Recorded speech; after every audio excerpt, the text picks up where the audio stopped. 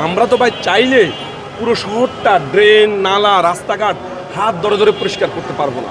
তারেক রহমানের কথা হলো যাই, করব কাজ গড়ব দেশ, সবার আগে বাংলাদেশ। তারেক রহমানের কথা হলো যাই, করব কাজ গড়ব দেশ, সবার আগে বাংলাদেশ।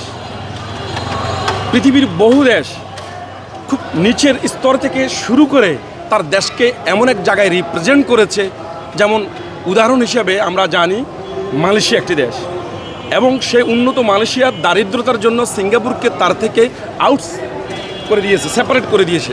আজকে সেই সিঙ্গাপুর হলো পৃথিবীর একটা রোল মডেল কান্ট্রি। বাংলাদেশ 18 থেকে 20 কোটি মানুষের দেশ।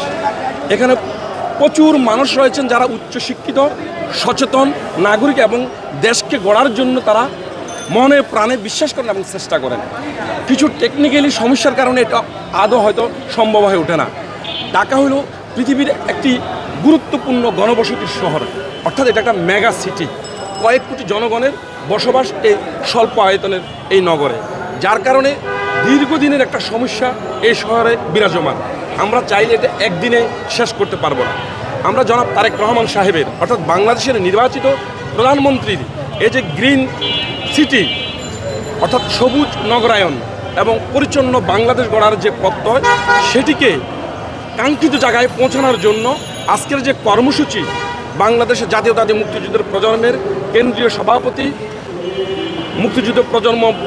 মুক্তিযুদ্ধ বিষয়ক মন্ত্রণালয়ের মাননীয় প্রতিমন্ত্রী জনাব ইঞ্জিনিয়ার ইশরাক হোসেন সাহেবের হাত ধরে যে কর্মসূচিকে আমরা আজকে শুরু করেছি, এই কর্মসূচির কাজ হলো, আমরা তো ভাই চাইলে পুরো শহরটা ড্রেন নালা রাস্তাঘাট হাত ধরে ধরে পরিষ্কার করতে পারবো না। এটা হলো একটা কর্মসূচির স্টার্টিং, চলমান একটা কার্যক্রম, জনগণকে সচেতন করা, যাতে করে দেশের জনগণ সচেতন হয়, উদ্বুদ্ধ হয়, নিজের কাজ নিজে করে এবং কোনো অপ্রয়োজনীয় জিনিস রাস্তাঘাটে না ফেলে, সেই বিষয়টা মূলত আমরা আজকে সচেতনতার কাজ তৈরি করব। আমরা শত ব্যস্ততার মধ্যেও আজকে সেই বার্তাটি বাস্তবায়নের জন্য বের হয়েছি। আমরা এখানে যতটুকু পারি ক্লিন করব, ঝাড়ু দেওয়া হতে, ড্রেন পরিষ্কার, যা যা প্রয়োজন হয় একটি ক্লিন সিটি করতে। এবং আমরা একটি প্রচার বার্তাও রেখেছি যেন মানুষ সতর্ক হয়। আজকে আমরা মূলত আমাদের প্রতিবদ্ধ বিষয় হচ্ছে ক্লিন ঢাকা গ্রিন ঢাকা।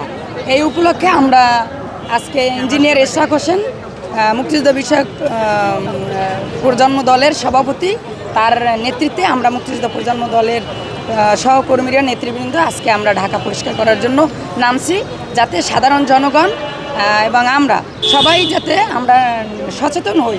যত্রতত্র ময়লা ফেলবো না, আমরা ড্রেন ব্লক করব না, এবং যত্রতত্র আমরা পানি, বৃষ্টির সময় পানি জমাট বেঁধে থাকা, এগুলো আমরা যাতে না থাকে, এই উপলক্ষে আজকে আমরা সচেতন করার জন্য নিজেরাও পরিষ্কার করতে আসছি, জনগণকেও সচেতন করার জন্য আসছি আসলে।